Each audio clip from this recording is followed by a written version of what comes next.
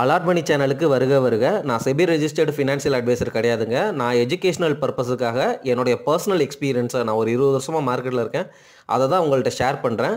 நீங்கள் எந்த முடிவு எடுக்கிறதா இருந்தாலும் உங்கள் நிதி ஆலோசகரை அணுகி அதுக்கப்புறம் பணத்தை போடுறதை பற்றி முடிவு பண்ணுங்கள். நன்றி. அலாட் மணி சேனலுக்கு வருக வருக. இந்த சேனலுக்கு இன்னும் நீங்கள் சப்ஸ்கிரைப் பண்ணலைன்னா தயவு செஞ்சு சப்ஸ்கிரைப் பண்ணிக்கோங்க. பெல் பட்டனையும் கிளிக் பண்ணிக்கோங்க.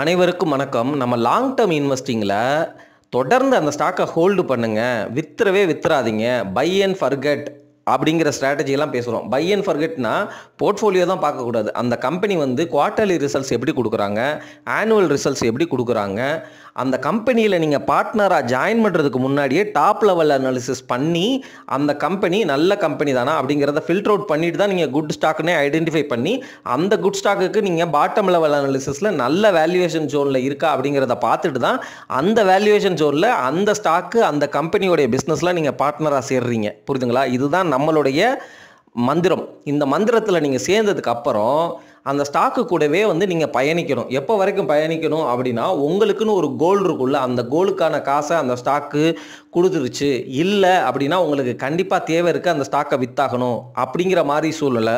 அல்லது அந்த கம்பெனியோடைய டாப் லெவல் அனாலிசிஸ் குவாலிட்டி குறைஞ்சிருச்சு, இப்போ நல்ல கம்பெனியாக இல்லை, பாட்டம் லெவல் அனாலிசிஸில் இந்த கம்பெனிக்கு இனிமேல் ஃப்யூச்சரில் எந்த வித சேஞ்சும் நடக்காது, ஃபண்டமெண்டல்ஸே ஷிஃப்ட் ஆயிருச்சு, அந்த கம்பெனிக்கு மோட்டுன்னு ஒன்று முன்னாடி இருந்துச்சு ஆனால் இப்போ இல்லை, அந்த கம்பெனியோடைய காம்படேட்டிவ் அட்வான்டேஜ் இப்போ போயிருச்சு மார்க்கெட்டில், அதனால் எனக்கு இந்த பிஸ்னஸ் மேலே நம்பிக்கை போயிடுச்சு, லாஸ் இருந்தாலும் நான் கட் பண்ணிவிட்டு வெளியில் வர்றேன் அப்படிங்கிற மாதிரி நம்ம முடிவெடுக்கலாம். ஆனால் இந்த லாங் டேர்ம் கோர் இன்வெஸ்ட்மெண்ட் ஸ்ட்ராட்டஜியில் நம்ம ஒரு ஸ்டாக்கை வாங்கிட்டு தொடர்ந்து வச்சுருக்கிறோம், எக்காரணத்தை கொண்டு விற்க மாட்டோம். இதில் என்ன மாதிரி நடக்குது, ஏன் இப்படி பேசுகிறோம் அப்படிங்கிறதுக்கு ஒரு உதாரணம் சொல்லிடுறேன். உதாரணமாக இந்த நிவிடியா யூஎஸில் ஒரு ஸ்டாக் இருக்குது, சரிங்களா? அவங்க ஃபோர்காஸ்ட் பண்ணுறாங்க குவார்ட்டர்லி எங்களுக்கு 45% ரெவன்யூவில் க்ரோத் இருக்கும், ப்ராஃபிட்டில் 35% க்ரோத் இருக்குன்னு ஒவ்வொரு குவார்ட்டருக்கும் சொல்கிறாங்க, ஒவ்வொரு ஆனுவலுக்கும் சொல்கிறாங்க, சரிங்களா? சொல்லிவிட்டு 40% க்ரோத்துங்கிறது ரொம்ப அமேசிங்கான க்ரோத்து. ஒரு கம்பெனி இப்போ உங்கள்கிட்ட 100 ரூபா இருக்குது அப்படின்னா, இல்லை 100 ரூபானா உங்களுக்கு புரியாது, 1 லட்ச ரூபா வச்சுருக்கீங்க இப்போ அப்படின்னா 3 மாதம் கழித்து 1,40,000 ரூபா, அடுத்த 3 மாதம் கழித்து அந்த 1,40,000க்கு 40%, அப்படியே காசு கண்டினியூஸாக 3-4 வருஷத்துக்கு உங்கள்கிட்ட க்ரோ ஆகிட்டே போகுதுன்னா, நீங்கள் இந்த மாதிரி க்ரோ ஆக போகுது அப்படின்னு தெரிஞ்சால் உங்கள் கூட பார்ட்னராக காலாண்டிலே குவார்ட்டரில் நீங்கள் சம்பாதிக்கும் போதே எனக்கு தெரிஞ்சு போச்சு அப்படின்னா நான் சேர்ந்துக்கிட்டேன்னா எனக்கும் லாபம் நிறைய கிடைக்கும் தானே. அந்த மாதிரி ஸ்ட்ராட்டஜியை தான் மார்க்கெட் அடாப்ட் பண்ணுது. இப்போ நிவிடியா மாதிரி கம்பெனிகள் என்னதான் பிஇ ரேஷியோ 100ல் இருந்தாலும் அவங்க அவங்களுடைய ரிசல்ட்டை ரெவன்யூ பயங்கரமாக க்ரோ பண்ணிகிட்டே போகிறாங்க. ரியலாகவே க்ரோத் இருக்குது. ஏன்னா ஆர்டிஃபிஷியல் இன்டெலிஜென்ஸில் அவங்களுடைய அந்த சிப்பு அப்படிங்கிறது கண்டிப்பாக எல்லா கம்பெனிகளும் வாங்கியே ஆகணும். அவங்க தான் மோனோபோலி, வேறு யாருமே காம்படேட்டராக இல்லை. அப்படிங்கிற பட்சத்தில் அந்த மாதிரி ரெவன்யூ பயங்கரமாக க்ரோ ஆகிட்டே இருக்குது. இந்த மாதிரி ஆப்பர்ச்சுனிட்டிஸில் போயிட்டு நீங்கள் ஸ்டாக் வாங்கிட்டீங்க, நிவிடியா ஸ்டாக் வாங்கிட்டீங்க, அந்த ஸ்டாக்கை வாங்கிட்டு இது நாள் வரைக்கும் இது 15 பியில் இருந்துச்சு, 20 பியில் இருந்துச்சு, எந்தவித மார்க்கெட்டினுடைய ட்ரெண்டு புரிதல் இல்லாமல், இவங்களுடைய அந்த காம்படேட்டிவ் அட்வான்டேஜ் புரியாமல், டிமாண்டு புரியாமல் நீங்கள் என்ன பண்ணுறீங்க, 30 பிஇ 35 பிஇ போனோன்னே இவ்வளோ நாள் வச்சுருந்த ஸ்டாக்கு பரவாயில்லப்பா, நம்ம வச்சுருந்ததுக்கு கொஞ்சம் லாபம் கொடுத்துருச்சு போதுன்னு சொல்லிட்டு விற்றுட்டு வெளியில் வரும்போது என்ன நடக்கும்னா, ரியல் க்ரோத் அதை நீங்கள் மிஸ் பண்ணிடுவீங்க, சரிங்களா? ரொம்ப ஃபீல் பண்ணுவீங்க. இதுவும் ஆப்பர்ச்சுனிட்டி லாஸ் தான். எப்படி ஒரு 6 வருஷமாக ஒரே ஸ்டாக்கில் ஹோல்டு பண்ணிவிட்டு அந்த ஸ்டாக்கு 6 வருஷத்துக்கு எஃப்டி ரிட்டர்ன் கூட கொடுக்கலையோ அப்போ உங்களுக்கு ஆப்பர்ச்சுனிட்டி லாஸ்ன்னு ஃபீல் பண்ணீங்களோ, இதே மாதிரி அந்த ஸ்டாக்கு ரியலாக பெர்ஃபார்ம் பண்ணி போகும் பொழுது அந்த ஆப்பர்ச்சுனிட்டியையும் மிஸ் பண்ணுவீங்க. இது ரேராக தான் நடக்கும். அதனால தான் போர்ட்ஃபோலியோ ஆஃப் ஸ்டாக்ஸ் நம்ம பில்டு பண்ணுறோம். அதில் 1-2 ஸ்டாக்கு உங்களுக்கு இப்படி கிளிக் ஆனாலே உங்களுக்கு மொத்த போர்ட்ஃபோலியோவுமே நல்லா லம்பாக வந்துடுங்க. இதனால தான் நீங்கள் பை அண்ட் ஹோல்டு அப்படிங்கிற ஸ்ட்ராட்டஜி இந்த மாதிரி சினாரியோவுக்கு ரொம்ப ரொம்ப சூப்பரான ஸ்ட்ராட்டஜியாக ஒர்க் அவுட் ஆகும். இந்த ஸ்ட்ராட்டஜியில் காசு பண்ணவங்க நிறைய பேர் இருக்கிறாங்க. பெரிய பெரிய expert like Warren Buffett, Charlie Munger எல்லாமே இதை தான் சொல்லுவாங்க, சரிங்களா? Hold on to that thing அப்படிங்கிற மாதிரி சொல்லுவாங்க, சரிங்களா? இது சூப்பரான ஸ்ட்ராட்டஜி. இந்த ஸ்ட்ராட்டஜியில் இந்தியன் எக்ஸாம்பிள் சொல்லணும்னா ட்ரெண்ட் பார்த்தீங்கன்னு வச்சுக்கோங்களேன், அவங்களுடைய ரெவன்யூ க்ரோத்தை போய் பாருங்கள், சரிங்களா? அதாவது என்னென்னா வெறும் 400 கோடியிலேருந்து 1500 கோடி அந்த மாதிரி வந்து ரெவன்யூ க்ரோத்தை பயங்கரமாக ஃபாஸ்ட்டாக காட்ட ஆரம்பிச்சிட்டாங்க. ரெவன்யூ க்ரோத் காட்ட ஆரம்பிக்கும் பொழுதே ஸ்டாக்கினுடைய பிஇ 100 பிஇ போயிடுச்சு. சரிங்களா? அப்போ நம்ம என்ன நினைப்போம், 100 பிஇ போயிடுச்சுன்னா அந்த ஸ்டாக்கை விற்றுட்டு வருவோம்னு விற்றுட்டு வெளில வருவோம். ஆனால் அந்த கம்பெனியுடைய ஏர்னிங்ஸ் பர் ஷேர் அவங்களுடைய பிஸ்னஸ் நல்லா பண்ணி க்ரோத்தை காட்டி போய் அழகாக வந்து அந்த 100 பிக்கு ஈஸியாக கேட்சப் ஆயிரும். ஆனால் 100 பிக்கு கேட்சப் ஆகிற வரைக்கும் மார்க்கெட் சும்மா இருக்குமா? 100 பியை இவ்வளோ சீக்கிரம் நீங்கள் கேட்சப் பண்ணுறியா, நான் உன்னை இன்னும் மேலே தூக்குறேன். அவங்களுடைய ஏர்னிங்ஸ் பர் ஷேர் கூட கூட அந்த ஏர்னிங்ஸ் பர் ஷேருக்கு வந்து 100 பிஇ அப்படின்னு சொல்லிட்டு மார்க்கெட் கொண்டு போயிட்டே இருக்கும். புரியுதுங்களா? அப்போது அந்த பிஸ்னஸ் கிளைமேட்டில் என்ன மாதிரி டிமாண்ட் இருக்குது, ஏன் வந்து இந்த பிஸ்னஸ் வந்து இவ்வளோ ஃபாஸ்ட்டாக க்ரோ ஆகுது, என்ன ட்ரெண்டு நம்மளை சுற்றி நடக்குது, அந்த மேனேஜ்மெண்ட் என்ன சொல்கிறாங்க அப்படிங்கிறத நீங்கள் வந்து அந்த ஸ்டாக்கை பற்றி க்ளோஸாக வந்து வாட்ச் பண்ணணும். உதாரணமாக நீங்கள் வந்து 100 ரூபாய்க்கு ட்ரெண்ட் வாங்கிட்டீங்க, அது வந்து 200 ரூபா போயிடுச்சு. சரிங்களா? அதுவும் ஷார்ட் டேர்மில் போயிடுச்சு. உங்களுக்கு 100% ப்ராஃபிட்டு. இந்த இடத்துல நீங்கள் உண்மையிலுமே விற்கணும் அப்படின்னு முடிவு எடுக்கிறீங்கன்னா நல்லா ரிசர்ச் பண்ணிவிட்டு நல்ல கன்விக்ஷனை வளர்த்துக்கணும். இந்த பிஸ்னஸ்னால் இந்த 200 ரூபா இந்த இபிஎஸை வந்து தக்க வைக்க முடியாது அப்படிங்கிற மாதிரி உங்களுக்கு உறுதியாக தெரிஞ்சால் மட்டும்தான் அது பீக்கு. புரியுதுங்களா? அந்த மாதிரி ஜோனில் தான் நீங்கள் வந்து விற்கணும்.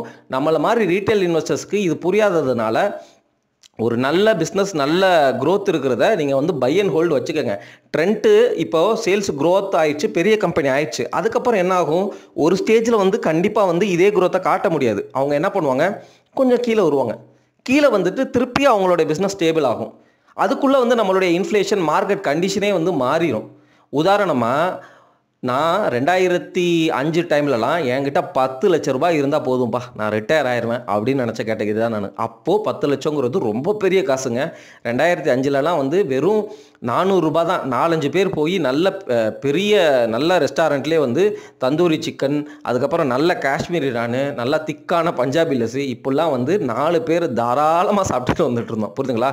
10 லட்சங்கிறது மிகப்பெரிய அமௌண்ட்டு. ஆனால் இந்த 10 லட்சங்கிறது பாருங்கள் 10 வருஷம் கழிச்சு அதனுடைய மதிப்பு எவ்வளோ இருக்குன்னு பாருங்கள். ஸோ இந்த மாதிரி கான்டெக்ஸ்டில் அந்த மணியினுடைய வேல்யூவும் வந்து டிப்ரிஷியேட் ஆகும். அதே சமயம் கம்பெனியும் வந்து இன்னும் வந்து பாப்புலேஷன் அதிகமாகவும் எக்ஸ்போர்ட் பண்ணுவாங்க, அவங்களுடைய பிஸ்னஸ் க்ரோத்தை வந்து எக்ஸ்பேண்ட் பண்ணுவாங்க, பல நாடுகளுக்கு வந்து செல் பண்ண ட்ரை பண்ணுவாங்க, அட்டெம்ப்ட் பண்ணுவாங்க, நிறையா புது புது முயற்சிகளை வந்து எடுப்பாங்க. காஸ்ட் எஃபெக்டிவாக வந்து இன்னும் அதே குவாலிட்டியை எப்படி வந்து டெக்னாலஜி அட்வான்ஸ்மெண்ட்டில் வந்து சீப்பாக ப்ரொடியூஸ் பண்ணலாம், ஃபாஸ்ட்டாக ப்ரொடியூஸ் பண்ணலாம், இந்த மாதிரி ஒரு நல்ல மேனேஜ்மெண்ட் நல்ல கம்பெனி அந்த மாதிரி விஷயங்களை பண்ணிக்கிட்டே இருப்பாங்க. ஸோ அதனால் வந்து நம்ம லாங் டேர்மில் வந்து ஸ்டே புட் அப்படிங்கிறது வந்து நல்லாவே ஒர்க் அவுட் ஆகுங்க, நல்ல ஸ்டாக்கை நீங்கள் பிடிக்கிற பட்சத்தில். நம்ம ஆப்பர்ச்சுனிட்டி லாஸை பற்றி கொஞ்சம் பேசுவோம். இந்த மாதிரி இன்வெஸ்டர்ஸும் இருக்கிறாங்க. உங்களால் அந்த லாங் டேர்ம் இன்வெஸ்டிங்கில் ஸ்டே புட்டாக இருக்க முடியல, என்னாலலாம் வந்து இன்றைக்கி 10 லட்ச ரூபா போட்டுட்டு நான் 20 வருஷம் கழித்து அந்த 10 லட்சத்தை 1 கோடியாக எடுக்கிற அளவுக்கு பொறுமை இல்லைப்பா, எனக்கு அது தேவையும் இல்லை அப்படின்னு நீங்கள் ஷுவராக பேசுகிற ஆளாக இருந்தால் நீங்கள் என்ன மாதிரி ட்ரை பண்ணலாம். இந்த மாதிரி ஸ்ட்ராட்டஜிஸும் இப்போ நான் சொல்ல போகிற மாதிரி ஸ்ட்ராட்டஜிஸும் மக்கள் வந்து பண்ணுறாங்க. என்ன மாதிரி பண்ணுவாங்க தெரியுங்களா? மார்க்கெட்டில் நல்ல நல்ல ஸ்டாக்ஸை ஐடென்டிஃபை பண்ணிடுவாங்க. சரிங்களா? அந்த top level analysis bottom level அனாலிசிஸில் ஐடென்டிஃபை பண்ணிடுவாங்க. அந்த ஸ்டாக்கினுடைய இபிஎஸ் பேட்டர்னை வந்து தொடர்ந்து பார்த்துக்கிட்டே வருவாங்க. ஃபார் எக்ஸாம்பிள் வந்து இப்போ ஹிந்துஸ்தான் யூனிலிவர்லாம் எடுத்தீங்கன்னு வச்சுக்கோங்களேன், இபிஎஸ் அப்படிங்கிறது ஒரு வருஷத்துக்கு அல்லது குவார்ட்டர் பை குவார்ட்டர் அப்படின்னு பார்த்தீங்கன்னா ஒரு 3 வருஷம் வந்து க்ரோத் இருக்கும். அதுக்கப்புறம் வந்து அடுத்த 3 வருஷம் ஃப்ளாட்டாக இருப்பாங்க.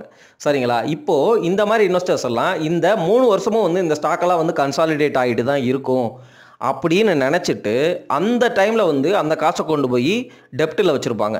டெப்ட்டில் வச்சுட்டு இந்த குவார்ட்டர்லி ரிசல்ட் வந்து ஆக்சுவல் வந்து என்னைக்கு அனௌன்ஸ் பண்ணுறாங்களோ எப்போ வந்து அந்த க்ரோத் சிம்டம்ஸ் கரெக்டுங்களா? அதாவது என்னென்னா இவ்வளோ நாள் ஃப்ளாட்டாக இருப்பாங்க, ஆனால் ஆக்சுவல் வந்து ஆல் ஆஃப் அ சடன் வந்து ஒரு குவார்ட்டரில் வந்து ஒரு 10% வந்து அதிகமாக இபிஎஸ் காட்டுறாங்க அப்படின்னா ஓகே, இந்த கம்பெனிக்கு இந்த செக்டருக்கு க்ரோத் சைக்கிள் ஸ்டார்ட் ஆகுது போல இருக்குது அப்படின்னு நினச்சிட்டு அந்த சமயத்தில் அவர் வந்து அந்த அச்சுவல் ஸ்டாக்கில் இன்வெஸ்ட் பண்ணுவார். ஆனால் இதில் வந்து என்ன பிரச்சனை அப்படின்னா அச்சுவல் ஸ்டாக்கை வந்து இவ்வளோ நாள் வந்து 2100 200 அப்படின்னு கடந்திருக்கும். ஆனால் அவர் குவார்ட்டர்லி ரிசல்ட்ஸ்க்கு அப்புறம் வாங்குறதுனால அது ஒரு 15% வந்து அதிகமான வேல்யூ கொடுத்து வாங்குற மாதிரி இருக்கும்.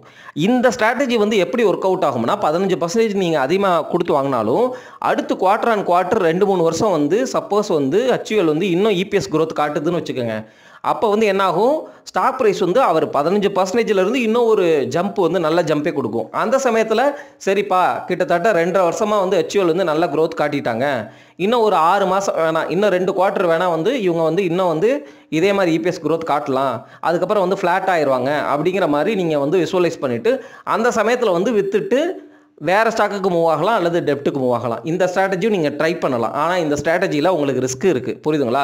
அதாவது சடனாக வந்து ஒருவேளை வந்து HUL வந்து அதே பேட்டர்னை ஃபாலோ பண்ண முடியல, சரிங்களா? ஏன்னா வந்து இந்த பாஸ்ட் பெர்ஃபார்மன்ஸ், பாஸ்ட் பேட்டர்ன் அப்படிங்கிறது ஃப்யூச்சரில் நடக்கணுங்கிறது அவசியம் கிடையாது. அப்படி இருக்கிறத பேஸ் பண்ணி நம்மளாக வந்து ஒரு கெஸ் ஒர்க் அடிக்கிறோம், அவ்வளவுதான்.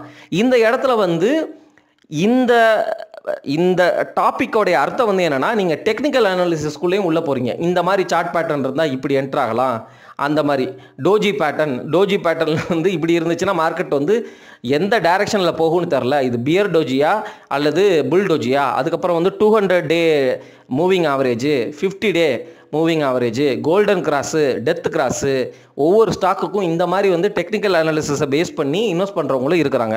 இந்த மாதிரி அப்ரோச் உங்களுக்கு பிடிக்குது அப்படின்னா அதை வந்து நீங்கள் ட்ரை பண்ணுங்கள். பட் அதுதான் வந்து இது ஒரு ஐடியா தான், புரியுதுங்களா? இந்த மாதிரி இன்வெஸ்டராக நீங்கள் மாறணும் அப்படின்னா நீங்கள் வந்து ரிஸ்க் எடுக்கிறீங்க அப்படிங்கிறதையும் புரிஞ்சுக்கோங்க. But any point in time நீங்கள் ட்ரேட் பண்ணாதீங்க, தயவு செஞ்சு ட்ரேட் பண்ணாதீங்க.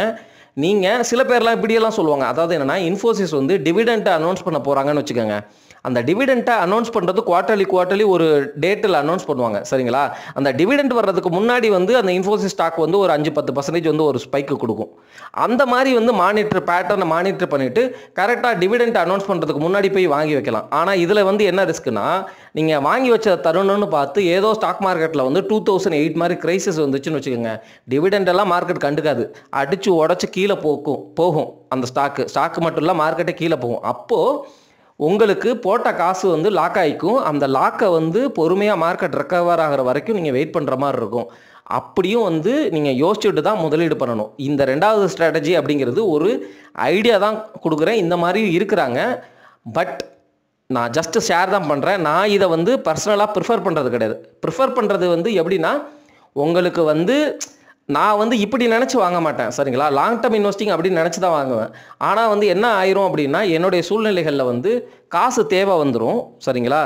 அப்போ வந்து சம்டைம்ஸ் வந்து நான் என்ன பண்ணுவேன் அப்படின்னா, வந்து டெப்ட்டை உடைச்சோம் அப்படின்னா வந்து நான் டேக்ஸ் அதிகமாக பே பண்ணுற மாதிரி இருக்கும் அப்படிங்கிற மாதிரிலாம் வந்து நம்ம யோசிக்கிற பட்சத்தில் ஸ்டாக்கில் ஓகே, இந்த ஸ்டாக்கு நம்ம வந்து 1 வருஷம் ஆயிடுச்சு, விற்றா long term capital gain tax 12.5% தான், சரி இந்த காசை நம்ம விற்று தேவைக்கு எடுத்துக்கலாம், அல்லது இந்த லாபத்தை கொண்டு போய் இதை விட ஒரு நல்ல ஸ்டாக்கு ரொம்ப சீப்பாக எனக்கு வேல்யூவேஷன் கிடைக்குது, நான் அப்போ மைக்ரேட் பண்ணிக்கிறேன்.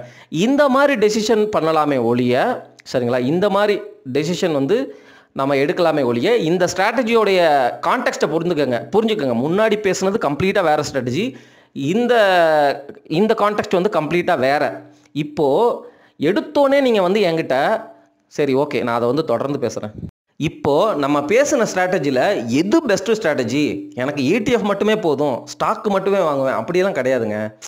ஒவ்வொன்றும் ஒவ்வொரு சூழ்நிலைக்கான ஒவ்வொரு கான்டெக்ஸ்ட் இருக்குது, புரியுதுங்களா? அப்போது நீங்கள் வந்து ஜஸ்ட்டு தெரிஞ்சுக்கங்க, உங்களுக்கு எது பெஸ்ட்டு ஃபிட் ஆகுதுன்னு பாருங்கள். இப்போது ஒரு இண்டெக்ஸ் ETF பண்ணணும் அப்படின்னு நினைக்கிறீங்க, இண்டெக்ஸ் இன்வெஸ்டிங் பண்ணணும்னு நினைக்கிறீங்க. அப்போது ஒரு இண்டெக்ஸை எப்படி பிடிக்கிறது, எப்படி வேல்யூ இன்வெஸ்டிங் பண்ணுறது, எந்த இண்டெக்ஸாக வாங்குறது, என்னென்ன இண்டெக்ஸ் எல்லாம் இருக்குது அப்படிங்கிறது தெரிஞ்சுக்கிறது ஒரு இன்வெஸ்ட்மெண்ட் முறை.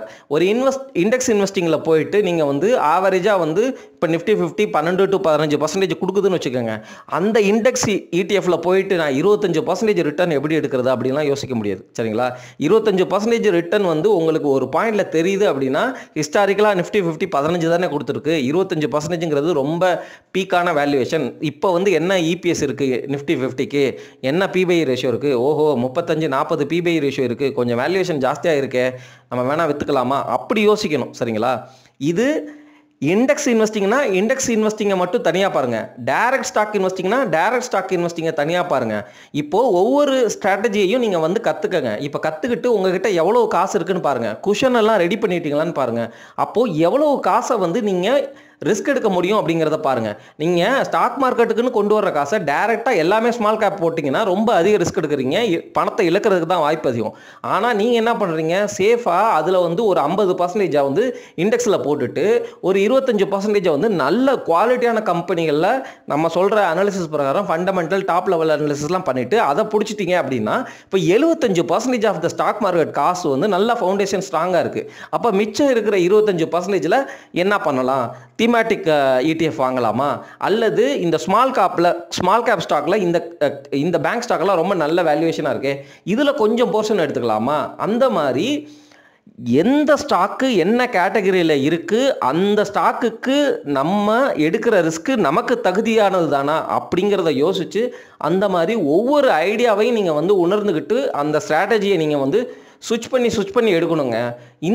இந்த மாதிரி நீங்கள் இன்வெஸ்ட் பண்ணுறப்போ இப்போ வந்து என்ன நடக்கும் அப்படின்னா, இப்போ லார்ஜ் கேப் ஸ்டாக்ஸ் எல்லாம் வந்து சீப்பான வேல்யூவேஷனில் இருக்குது, ஸ்மால் கேப் மிட் கேப்லாம் வந்து ஹை வேல்யூவேஷனில் இருக்குது அப்படின்னு பேசுகிறாங்களா, அப்போ ரீபேலன்ஸ் பண்ணணும். ஸ்மால் கேப் மிட் கேப்லேருந்து எடுத்து லார்ஜ் கேப்புக்கு கொஞ்சம் கொண்டு வரணும். சரிங்களா?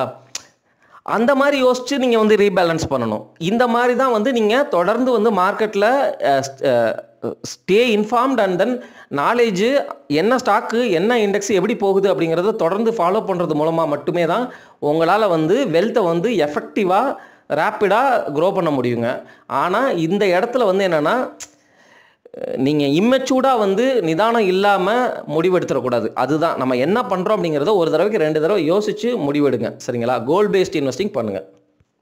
நான் தொடர்ந்து நம்ம சேனலில் ஆக்சிஸ் பேங்கை பற்றியும், கோட்டக் பேங்க் பற்றியும், HDFC பேங்க் பற்றியும், HUL பற்றியும் இந்த மாதிரி லார்ஜ் கேப் கம்பெனிகளை வந்து நான் தொடர்ந்து பேசிக்கிட்டே இருக்கிறேன். அதை எக்ஸ்பென்சிவ்னாலும் நான் வாங்குவேன் அப்படின்னு பேசிகிட்டு இருக்கிறேன். ஏன்னா அது என்னுடைய பர்சனல் சாய்ஸு. ஹிஸ்டாரிக்கலாக HDFC பேங்க்குங்கிறது 2.5 புக் வேல்யூவில் வந்து கிடக்கிறது தான் வந்து அதனுடைய சீப்பஸ்ட் வேல்யூவேஷன். ஆனால் நீங்கள் நார்மலாக தியரிட்டிக்கலாக ஜென்யூனாக அல்லது நடுநிலையாக யோசிச்சிங்க அப்படின்னா ஒரு பேங்க்குக்கு 2.5 புக்கு கொடுக்குறது அப்படிங்கிறது வந்து ரொம்ப காஸ்ட்லியான ஒரு எக்ஸ்பென்சிவான ஸ்டாக்கு அப்படிங்கிறது தான் வந்து நடுநிலைமையான ஒரு விஷயம். ஆனால் அந்த ஸ்டாக்கு ஹிஸ்டாரிக்கலாகவே 2.5ங்கிறது வந்து ரொம்ப கம்மியான வேல்யூவேஷன். இதுக்கு முன்னாடி எல்லாம் 4 புக்கில் இருந்திருக்கு, 7 புக்கில் இருந்திருக்கு, 10 புக்கில் இருந்திருக்கு. அப்படிங்கிற பட்சத்தில் எனக்கு HDFC பேங்க்கில் நான் ரிஸ்க் எடுக்கிறேன் அப்படின்னு நினச்சி தான் நான் வந்து எடுக்கிறேன். புரியுதுங்களா? ஏன்னா வந்து நான் HDFC பேங்க் ஸ்டாக்கை ஃபியூ இயர்ஸ் முன்னாடியே வாங்கிட்டேன். அங்கேருந்து கன்சாலிடேட் ஆகிட்டு தான் இருக்குது. எனக்கு அது ஆப்பர்ச்சுனிட்டி லாஸ் தான். பட் இருந்தாலும் நான் இப்படியும் இன்வெஸ்ட்மெண்ட் டெசிஷன்ஸ் எடுக்கிறேன் அப்படிங்கிறத உங்ககிட்ட முன்னாடி இருந்து ஷேர் பண்ணிகிட்டே வர்றேன்.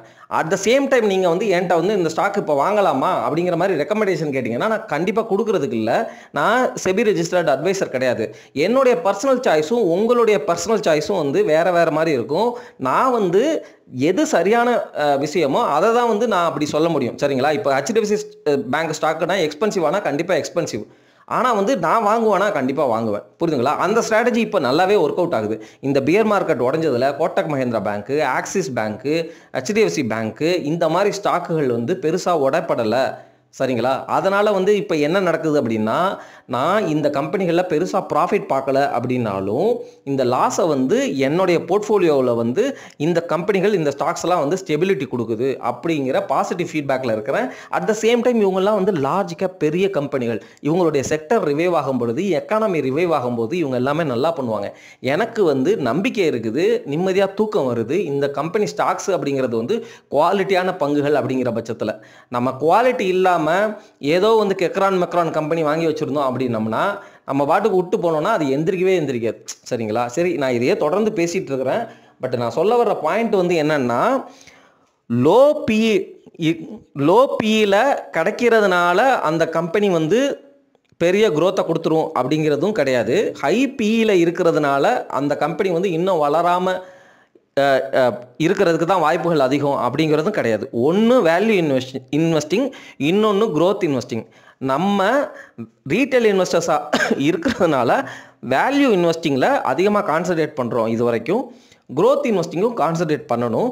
ஆனால் அழகான பியர் மார்க்கெட்டில் வந்து நீங்கள் நல்ல growth ஸ்டாக்கை வேல்யூவில் பிடிங்க. அதுதான் உங்களுக்கு சூப்பரான ஸ்ட்ராட்டஜி அப்படின்னு சொல்லிட்டு இந்த வீடியோ பதிவை ஷார்ட்டாகவே முடிக்கிறேன். நன்றி, வணக்கம்.